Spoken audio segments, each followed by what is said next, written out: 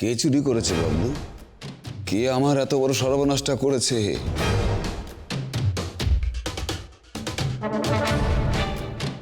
আপনার কাছেরই কেউ হবে জেঠু, বাইরের কেউ না। আর যে চুরিটা করেছে সে এখন আমাদের মধ্যে উপস্থিত। এসব নাটকের মানে কি? নাটক? ভুল করছেন। এই যে বললাম নাটকে যবনিকা পতন হবে, একটু ধৈর্য ধরুন।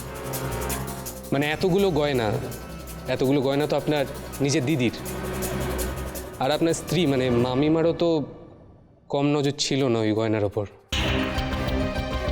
কি কিছু ভুল বললাম মামিমা? তুমি কি ভাবছো আমি চুরি করেছি? সেদিন শৈবালবাবু আর তার স্ত্রী গয়না দেখে যাওয়ার পর আপনি অমিয় জেঠুকে গয়না নিয়ে প্রশ্ন করেননি, আর মামা আপনি পরিস্থিতি সামাল দিতে মামিমাকে টেনে নিয়ে যাননি। এই সবে আমার চোখ পড়েছে, তাই ফুঁসে ওঠার আগে দুবার ভাববেন প্লিজ। এই যে অমিয়দা, আপনাকেই খুঁজছিলাম। আপনাকে আমার কিছু কথা বলার আছে। বলো কি কথা? অমিয়দা, আপনি মুনিয়াকে সাজিয়ে বিয়ে দিচ্ছেন, শ্বশুরবাড়ি পাঠাচ্ছেন, এ তো খুবই ভালো কথা। কিন্তু মুনিয়ার ওই গয়নাগুলোর মধ্যে একটা গয়নার আমারও অধিকার আছে, তাই না? কি আজে বাজে কথা বলছো? ওগুলো সমস্ত মুনিয়ার মায়ের গয়না। না না অমিয়দা, ওগুলো দিদিরই গয়না, এই নিয়ে আমার কিচ্ছু বলার নেই। কিন্তু ওই গয়নাগুলোর মধ্যে একটা মানতাসা ছিল, যেটা আমার শাশুড়ি আমার নামে লিখে দিয়ে গিয়েছিল, এবং এই তার প্রমাণ। মঞ্জু, আমি এই গয়নাগুলো এতদিন আগলে রেখেছি শুধু মুনিয়াকে একটা ঠিকঠাক পাত্রস্থ করবো বলে। আমি আর সেটা করতে পারছি, তুমি ভালো মতো বুঝতে পারছো, এবং পাত্রপক্ষ খুব খুশি। অমিয়দা, আপনি মুনিয়াকে আর তার হবু শ্বশুরবাড়িকে খুশি করার দায় নিয়েছেন, তো খুব ভালো কথা, কিন্তু আমার কথাগুলো ফেলনা নয়। আমি বলি কি, এই আনন্দ অনুষ্ঠানের বাড়িতে এইসব নিয়ে আলোচনা করার এখন সময় না। তুমি আরেকবার পরে এসো, তোমার সঙ্গে আমি পরে কথা বলবো। প্লিজ এখন এটা নিয়ে কোনো রকম অশান্তি বাড়িও না। অশান্তি আমি করছি অমিয়দা? হ্যাঁ, এতদিন কিছু বলিনি বলে কি এখনো বলবো না? এটা কি ঠিক হচ্ছে? মঞ্জু, আমি সব শুনেছি, এখন এসব নিয়ে কোনো কথা বলবে না তুমি। আমার মা দিদির গয়না আমার একমাত্র ভাগ্নি পাচ্ছে, ওই এতে তো আমার কোনো বক্তব্য নেই। চলো চলো এখান থেকে। অমিয়তা, প্লিজ কিছু মনে করবেন না, চলো চলো এখান থেকে।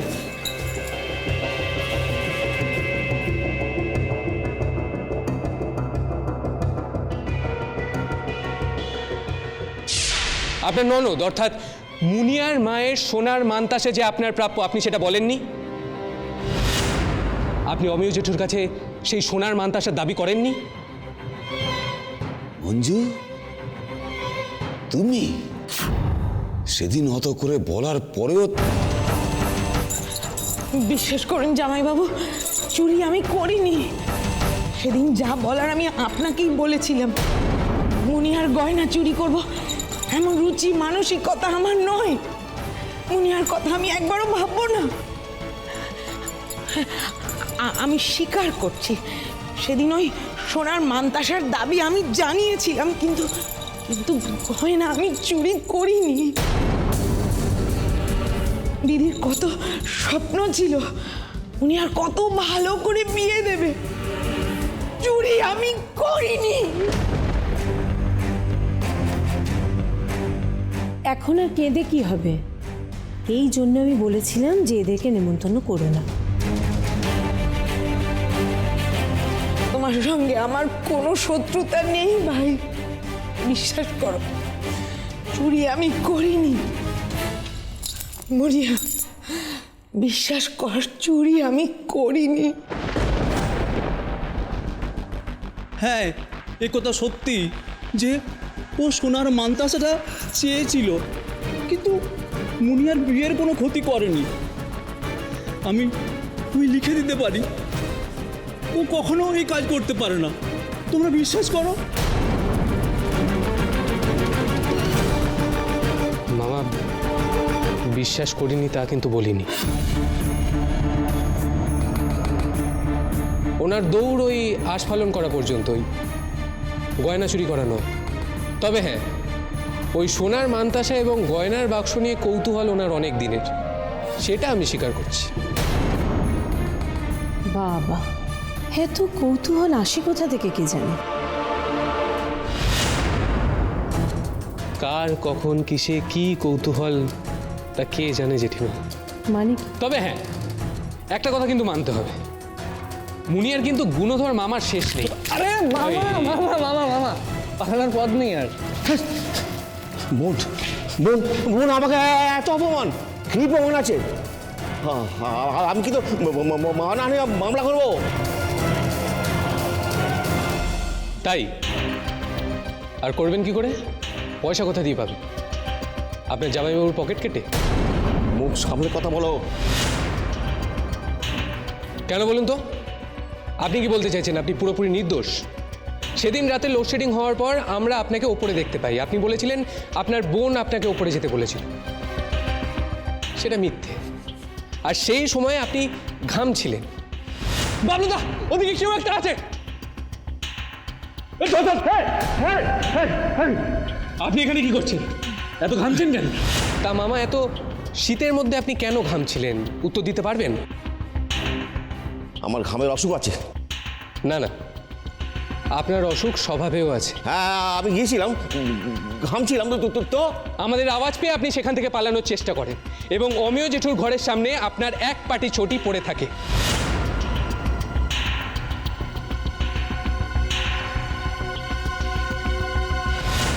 আপনি লোডশেডিং এর সুযোগ নিয়ে অমিয় জেঠুর ঘরে ঢুকবার চেষ্টা করছিলেন। কি কিছু ভুল বললাম? দুধ কলা দিয়ে আমি কালসাপ পুষেছি, তুমি আমার বিশ্বাসের সুযোগ নিয়ে এত বড় ক্ষতিটা করলে। দাঁড়ান জেঠু, উনি পারলে 2-5 হাজার টাকা আপনার পকেট থেকে সরান ঠিকই, কিন্তু গয়নার বাক্স না, সে সাহস ওনার নেই। বাবলুদা তো একেবারে গল্পের বইয়ের গোয়েন্দাদের মতো বলছে রে দিদি। এত কম সাহস নিয়ে এ কাজ করা যাবে না। আর এত সাহস আপনার আশ্রিত শালার নেই, কিন্তু ছেলের বুলান।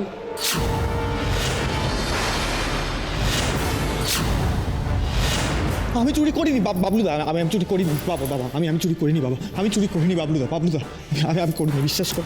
হঠাৎ করে আলো নিভে গেল আর তারপর তুই মাতাল হয়ে ফিরলি। জেঠিমা, তার প্রয়োজন পড়বে বলে আমার অন্তত মনে হয় না, কারণ পাশ থেকে পেলাম এটা। যা করা তুই এইটুকু সময়ের মধ্যেই করে ফেলেছিলি বুলান। চুরিটা তুই করেছিস। বাবলুদা, আমি চুরি করিনি বাবলুদা, বিশ্বাস করো, আমি চুরি করিনি বাবা। চুরিটা তুই করেছিস রে বুলান। তুই ছাড়া আর কে করতে পারে বল? তুই তোর মুনিয়া দিদিকে ভালোবাসিস না, তোর টাকার প্রয়োজন, তুই এই বাড়ির কথা ভাবিস না। বুলান, চুরিটা তুই করেছিস বুলান। বুলান, তুই করেছিস, তুই চুরি করেছিস বুলান। অফিসার, ওই যে ওকে ওকে আমি করিনি, বিশ্বাস করো। ও চুরি করেছে, ওকে আমি করি মা কালী দেবী বলছি বাবলুদা, আমি চুরি করিনি, বিশ্বাস করো বাবলুদা, আমি করিনি বাবলুদা, বিশ্বাস করো। যেটা কিছু বলবেন না। আপনার ছেলে কিন্তু অনেক বছরের জন্য জেলে চলে যাচ্ছে। আমি জানি না কত বছরের জন্য, কিন্তু অনেক বছরের জন্য গয়না চুরি করেছে। চোর, নিয়ে যান অফিসার। চোর চোর চোর চোর। ও চুরি করেনি, আমি বলছি আপনাকে ওকে ছেড়ে দিন। চুরি করেনি। না না জেঠিমা, ছাড়া যাবে না। ওর এগেইনস্টে সব প্রমাণ আছে, ওর মোটিভ আছে, ও চুরি করেছে। ছাই জানো তুমি, গোয়েন্দাগিরির কোনো বুদ্ধি তোমার মাথায় নেই। বলেছিলাম না তোমায়? অফিসার, আমি আপনাকে বলছি, আমার ছেলে তো, আমি জানি, আমি ওর মা, আমি বলছি ও চুরি করেনি, আপনি ওকে ছেড়ে দিন। না না, ছাড়া যাবে না, ও চুরি করেছে। আমি বলছি অফিসার, ও চুরি করেনি। তাহলে কে করেছে? ছেড়ে দিন। কে করেছে? আমি। কি?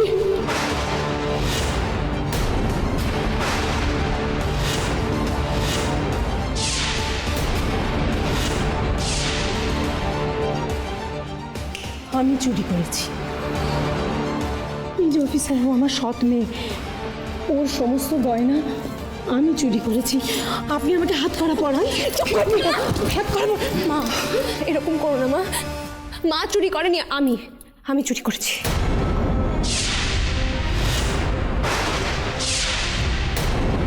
এসব কি হচ্ছে আমি তো কিছুই বুঝতে পারছি না। এ কথা বোঝা এত সহজ নয়, সবাই বুঝতে পারে না, শুধুমাত্র একজন মাই বুঝতে পারে, যার কাছে সন্তান মানে শুধু গর্ভজাত নয়, আমাদের দেশের চিরকালীন মা, যে প্রয়োজনে সন্তানের জন্য চুরি পর্যন্ত করতে পারে। তাই না জেঠিমা? এবারেও বলবেন গোয়েন্দাগিরির কি বুঝি আমি? জেঠিমা গয়না নিয়েছে? কতটুকুনি মেয়ে, একদম ছোট্ট তখন। ও তো বুলানের আগে আমার মা ডেকেছে, আর সেদিন থেকেই আমি জানতাম যে আমার সবটুকু দিয়ে ওকে আগলে রাখতে হবে আমায়।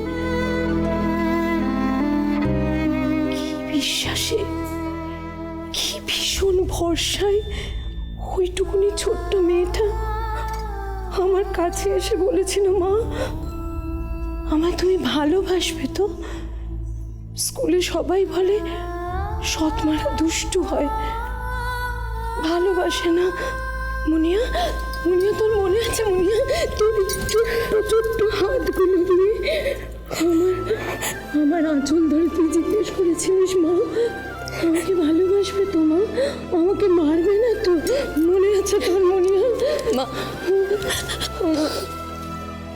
তুমি জানো জন্ম জন্মান্তর আমার মা হয়ে যান মা।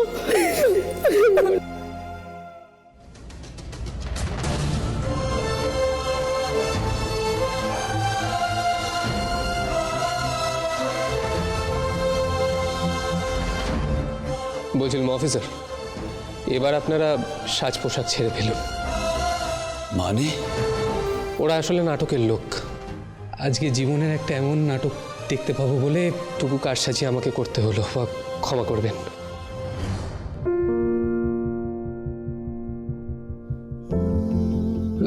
সরি ভাই ফুলান, ভেরি সরি। কিন্তু তোকে যদি ধরার নাটকটা না করতাম তাহলে তোর মা আর তোর দিদি ধরা দিত না। ধরা দিত না মানে? গয়না ওরা চুরি করেছে? সত্যি ওরা? হ্যাঁ, সত্যিই করেছি, আমি করেছি। না, আমরা দুজনে করেছি।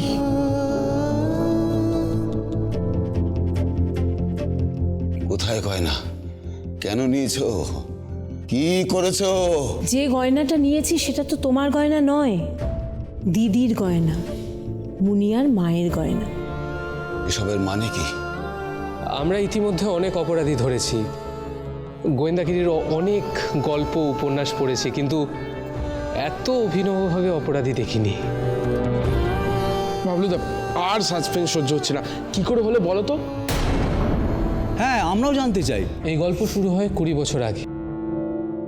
সুদেষ্ণা জেঠিমা অমিয় জেঠুর দ্বিতীয় পক্ষের স্ত্রী হয়ে বাড়ি এলেন।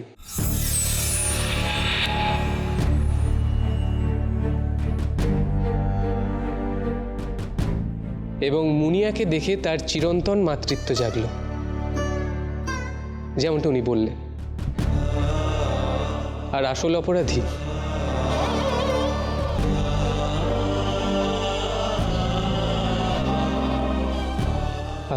অপরাধীর কথা যদি বলা হয় তাহলে জেঠু তুমিও কিন্তু কম অপরাধী নও। আমি কাউকে কিছু জানাইনি জেঠু, কিন্তু আগের পাড়ায় তুমি যে ভাড়া বাড়িতে থাকতে, সেখানে গিয়ে আমি কিছু কথা জানতে পারি। মানে? একটু ধৈর্য ধরে শোনো না। তখন তুমি ব্যবসার কাজে ব্যস্ত, রাত করে বাড়ি ফিরতে।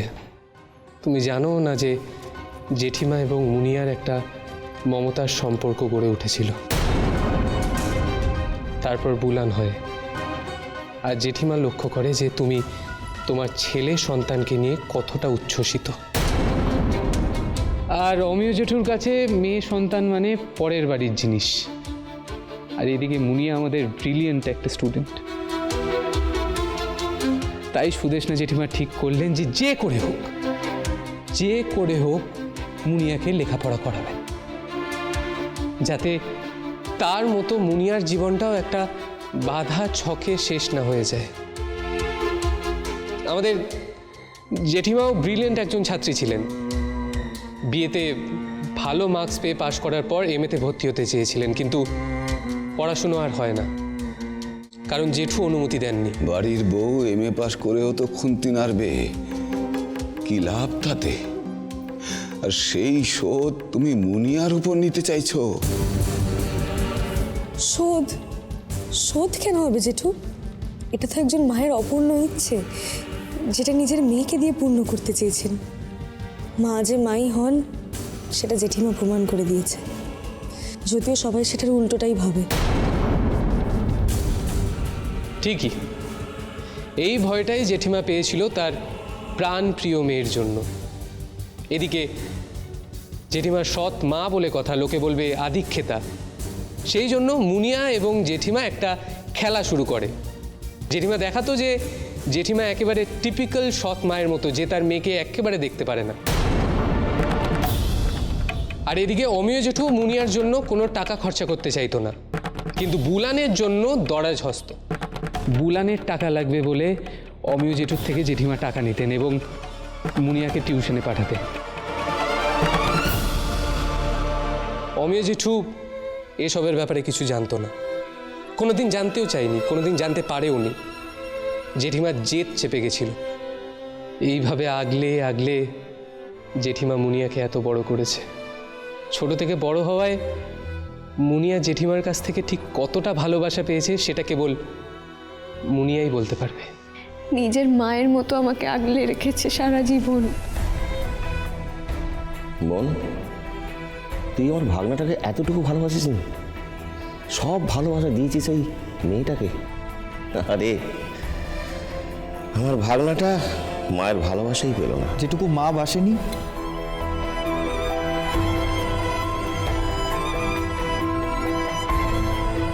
সেটুকু দিদি বেসে দিয়েছে, তাও আমি তোকে সহ্য করতে পারি না। ভাই,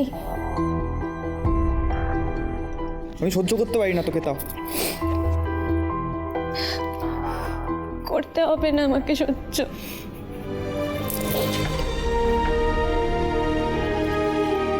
বলছি ওরা সত্যি মাকে জেলে নিয়ে যাবে রে? তুই আর আমি থাকতে আমরা মাকে যেতে যেতে দেব না, আমরা দুজন মিলে ঠিক আটকে নেব।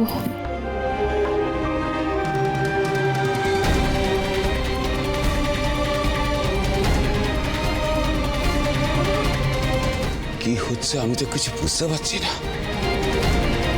একেবারে সিরিয়ালের মতো না?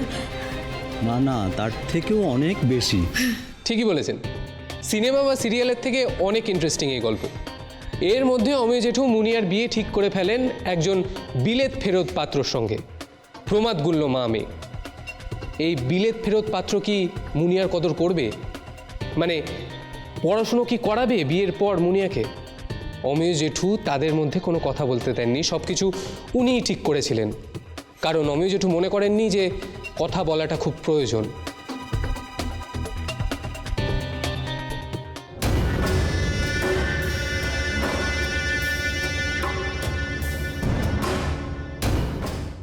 তারপর বাবলুদা? তারপর জেঠিমা মুনিয়াকে সাহস দেয়, কিন্তু এর মধ্যেই হবু শ্বশুর শাশুড়ি বাড়িতে চলে আসে তাদের গয়না পরখ করতে।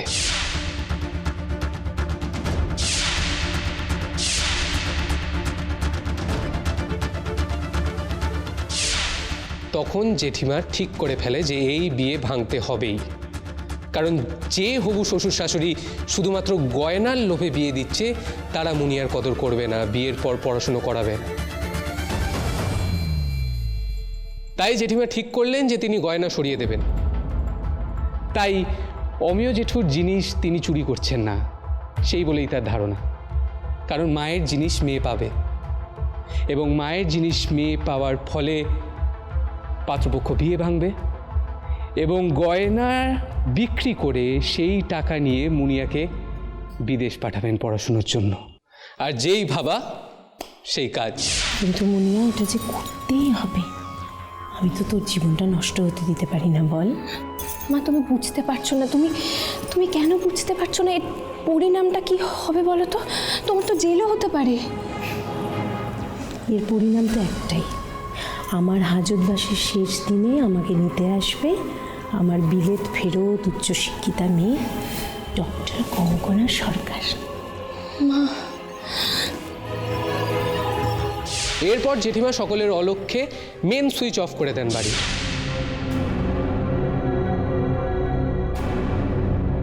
এবং অন্ধকার হওয়ার পর তিনি ঘরের ভেতর ঢোকেন। ঘরের ভেতর ঢোকার পর তিনি আলমারি থেকে গয়নার বাক্স বের করেন এবং গয়নাটা আলাদা করে রেখে দেন একটা পুঁটলির ভেতর।